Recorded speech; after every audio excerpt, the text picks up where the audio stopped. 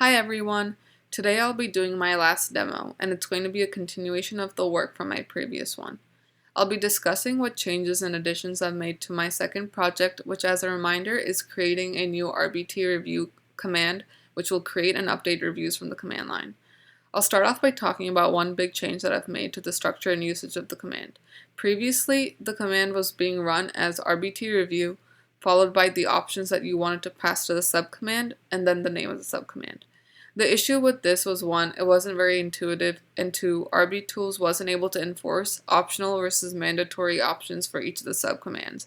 For example, I could have run RBT review create with a bunch of options that weren't relevant to the create subcommand, and it would still create that review but wouldn't inform the user about proper usage or raise an error even though those options weren't meant for that subcommand.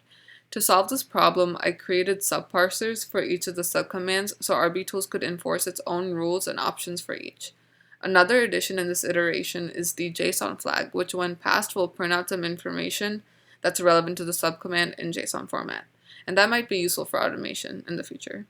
So now let's go through each of the subcommands and see the changes in action. I'll start off with create. So the way that you would properly use this now is RBT review create, followed by the review request ID. This alone will create an empty review, which we can see once we refresh here. Let's take a look. So yeah, that's our empty review.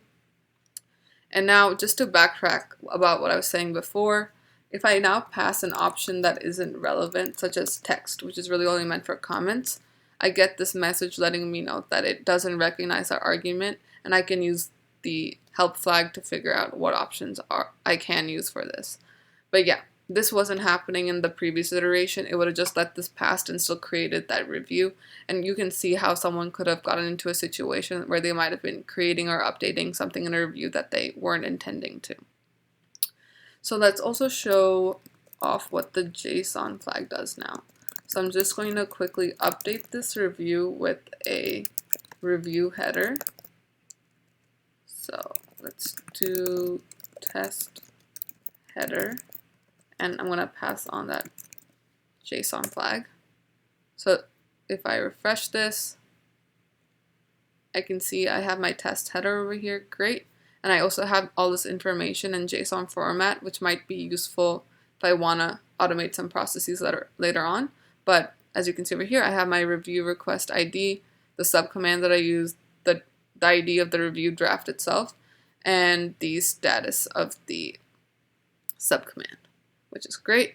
Now I'm going to move on to comments. Let's clear that.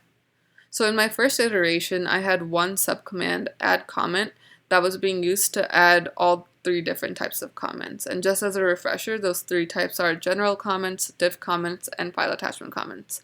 The way that the add comment subcommand worked previously is that it would guess the type of comment being added by taking a look at the options that were being passed. For example, if an option line or file name was passed to add comment, then RBTools would guess that the user was attempting to add a diff comment. The issue with this again is that since none of these options could be mandatory or optional in a standardized way across all three types of comments, it was possible for the user to create the wrong type of comment if they passed the incorrect options.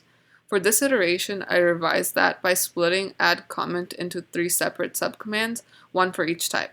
So now we have add general comment, add diff comment, and add file attachment comment. Each has their own required and optional option, so now there's no way for a user to create a different type of comment than they had intended. And for each of these comment subcommands, there's a mandatory text option that's required so that no one can create an empty comment. So let's start off by checking out what add general comment does. So if I do RBT review, add general comment, my review request ID, which is 16, and I can pass some text over here. So let's do test general comment. It lets me know that it successfully created that. I can check that out over here in my review. Great. So this just works just like before. I'll move on now to a diff comment, which is slightly different than before because there's a new check in here, which I'll explain. So the required options for a diff comment are a text component, a file name, and a line number. You can also optionally pass a diff version, which by default is the latest diff version, and the number of lines you want your comment to span, which by default is 1. So I would do RBT review add diff comment followed by my review request ID, which is 16, a text component, so let's say test diff comment,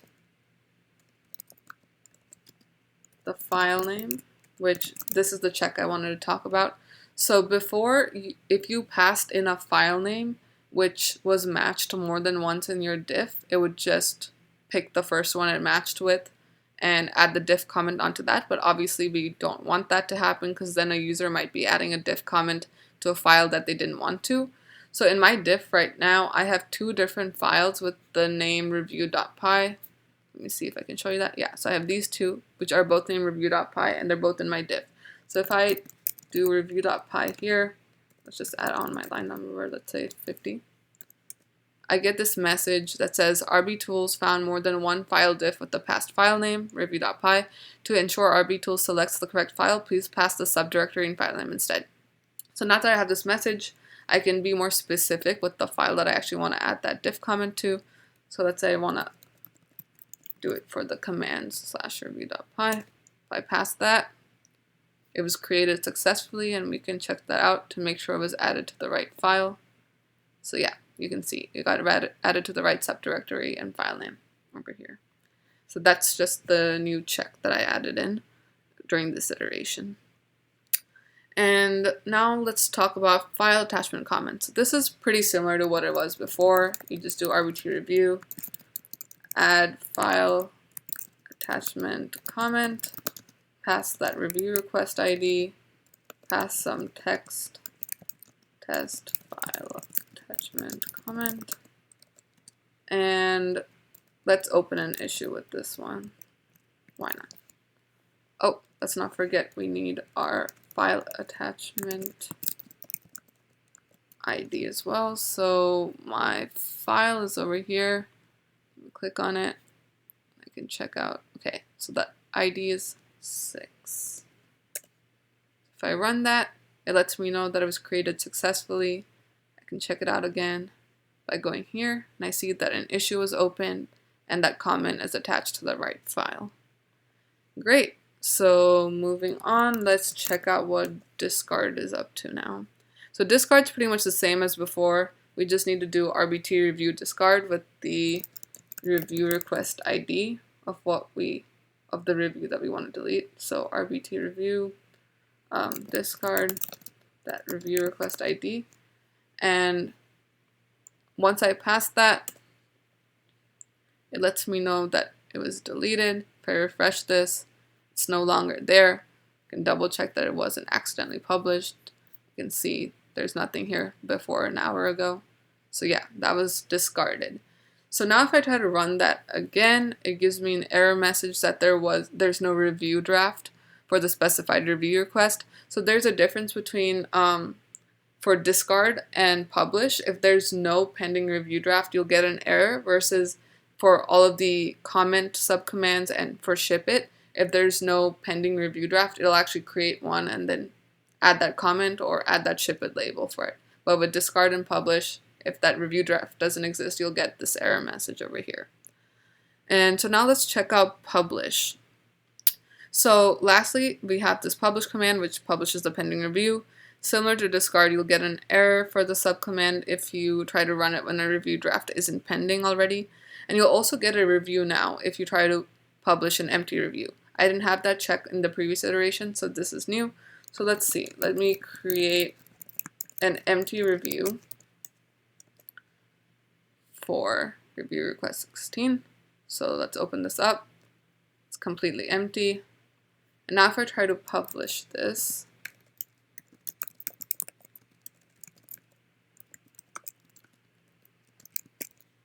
I get this message that it can't publish an empty review. So that's great because we don't want that happening. Let's now add something to this to make it not empty. So I don't think I showed you ship it, so let's try that. RBT review ship it, and what that does is add on that ship it label. So let's do that for this review. It says that it's been added.